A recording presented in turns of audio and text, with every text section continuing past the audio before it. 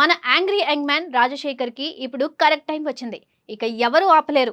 Biker cinema success tour లో భాగంగా ఆయన ఫ్యామిలీతో సహా థియేటర్స్ కి వెళ్తుంటే అసలు రాజశేఖర్ కి ఇంతమంది ఫ్యాన్స్ ఉన్నారా, ఇదంతా అభిమానమే అని ఆశ్చర్యం వేయక మానదు. జీవిత తోడుగా రాజశేఖర్ అలా వస్తుంటే ఫ్యాన్స్ విజిల్స్ అరుపులతో వెల్కమ్ చెప్తున్నారు. అలాగే శర్వానంద్ కూడా జీవిత రాజశేఖర్ గారిని ఎంత బాగా చూసుకుంటుందో స్టేజ్ మీద చెప్తే కళ్ళల్లో ఆనంద బాష్పాలు అందరికీ వచ్చాయి.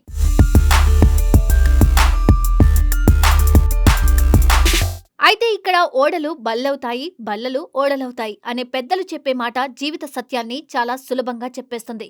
జీవితం ఎప్పుడూ ఒకేలా ఉండదు. కాలం మారుతుంది, పరిస్థితులు మారుతాయి, మనిషి స్థానం కూడా మారుతుంది. ఒక సమయంలో చాలా ఎత్తుకు వెళ్లిన వ్యక్తి మరో సమయంలో కాస్త వెనక్కి వెళ్లాల్సి రావచ్చు. అలాగే ఒకప్పుడు గుర్తింపు లేని వారు కూడా సరైన సమయంలో ముందుకు వచ్చి అందరి దృష్టిని ఆకర్షించవచ్చు. ఈ మార్పులను అంగీకరించగలిగిన వారు మాత్రమే జీవితంలో ముందుకు సాగగలరు. మార్పును స్వీకరించకుండా గతాన్ని పట్టుకుని ఉండిపోయేవారు మాత్రం క్రమంగా వెలుగులో నుంచి కనుమరుగైపోతారు.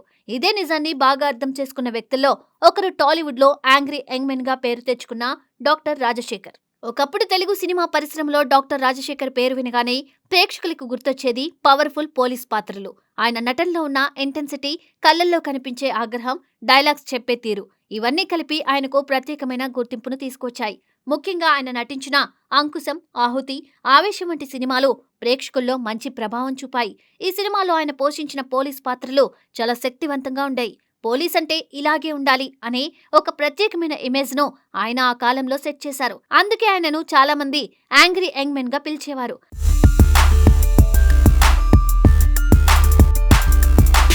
అయితే సినిమా పరిశ్రమలో విజయాలు శాశ్వతం కావు. ఒక దశలో వరుస విజయాలతో ముందుకు దూసుకువెళ్లిన రాజశేఖర్ కెరియర్ తర్వాత కాస్త నెమ్మదించింది. కాలం మారింది, ప్రేక్షకుల అభిరుచి మారింది, కొత్త హీరోలు రంగంలోకి వచ్చారు. అలాగే వయస్సు కూడా ఒక కారణంగా మారింది. ఈ కారణాల వల్ల ఆయన హీరోగా ఉన్న రేసులో క్రమంగా వెనుకబడిపోయారు. ఒకప్పుడు భారీ విజయాలను అందుకున్న ఆయనకు ఆ తర్వాత అదే స్థాయి విజయాలు రావడం కాస్త కష్టమైంది. ఇలాంటి పరిస్థితుల్లో చాలా మంది నటులు అయోమయంలో పడిపోతారు. కానీ రాజశేఖర్ మాత్రం కొత్త మార్గం వెతకాలని నిర్ణయించుకున్నారు. హీరోగా కాకపోయినా కథకు ప్రాముఖ్యం ఉన్న పాత్రలో నటించి మరోసారి ప్రేక్షకులను ఆకట్టుకోవాలని ఆయన చాలా కాలంగా ప్రయత్నిస్తున్నారు.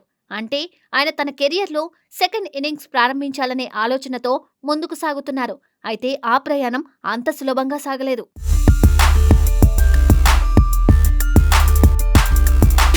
గత కొన్ని సంవత్సరాల్లో ఆయన కొన్ని సినిమాలను అంగీకరించారు. కానీ ఆ సినిమాల్లో ఆయనకు తగిన స్థాయి పాత్రలు రాలేదు. రాజశేఖర్ లాంటి ప్రతిభ ఉన్న నటుణ్ణి సరైన విధంగా ఉపయోగించుకోవడంలో కొన్ని సినిమాల దర్శకులు విఫలమయ్యారు.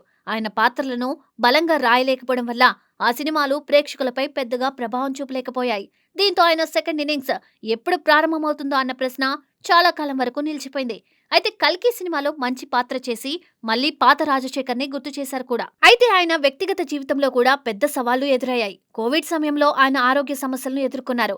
ఆ సమయంలో ఆయన పరిస్థితి చాలా ఆందోళనకరంగా మారింది.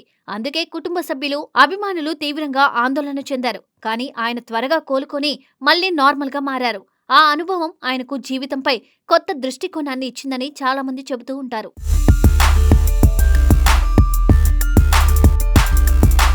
అయితే ఇప్పుడు తాజాగా విడుదలైన బైకర్ అనే సినిమాలో ఆయన చేసిన పాత్ర మంచి ప్రశంసలు అందుకుంటుంది.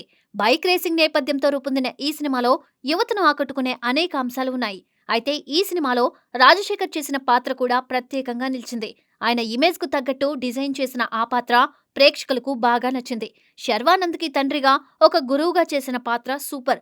ఒక తండ్రి కొడుకుని బైకర్ రేసింగ్ లో టాప్ లో నిలబెట్టడమే కాకుండా అతనిలో ఏదో సాధించాలి అన్న కసి పెంచడం కూడా సినిమాలో మంచి ఎమోషనల్ డెప్త్ తీసుకొచ్చింది.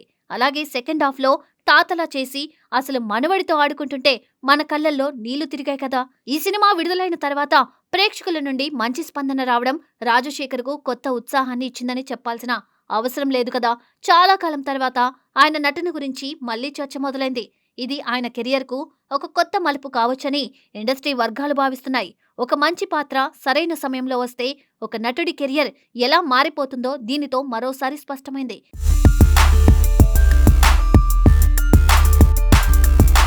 ఇక్కడ మరో ఉదాహరణ కూడా గుర్తుకొస్తుంది. ఒకప్పుడు హీరోగా మంచి పేరు తెచ్చుకున్న శ్రీహరి తర్వాత కాలంలో కథకు ప్రాముఖ్యమున్న పాత్రలో నటిస్తూ తనకంటూ ప్రత్యేక స్థానం సంపాదించారు. ముఖ్యంగా నువ్వొస్తానంటే నేనొద్దంటానా, మగధీర, ఢీ, కింగ్, డాన్ సీను, బృందావనం వంటి సినిమాలో ఆయన పోషించిన పాత్రలు సినిమాలకు ఎంతో బలమిచ్చాయి. కథలో హీరో ఉన్నప్పటికీ శ్రీహరి పాత్రలు కూడా ప్రేక్షకుల హృదయాల్లో నిలిచిపోయాయి. ఇంకా మన జగపతి బాబు కూడా అంతే కదా. బాలయ్య లెజెండ్ సినిమాతో అతని కెరియర్ దశా దిశ మారిపోయాయి. ఇప్పుడు మోస్ట్ వాంటెడ్ ఆర్టిస్ట్. ఇప్పుడు అదే తరహా అవకాశాలు రాజశేఖర్కు కూడా రావచ్చని సినీ వర్గాల్లో చర్చ జరుగుతుంది. ఒకప్పుడు శ్రీహరిని దృష్టిలో పెట్టుకుని రచయితలు ఎలా బలమైన పాత్రలను సృష్టించేవారో ఇప్పుడు రాజశేఖర్ కోసం కూడా అలాంటి పాత్రలు సృష్టించే అవకాశం ఉంది. ఆయనకు ఉన్న అనుభవం, నటనలో ఉన్న బలం, డైలాగ్ డెలివరీ ఇవన్నీ సరైన పాత్రలో ఉపయోగిస్తే తెరపై మరింత ప్రభావం చూపగలవు.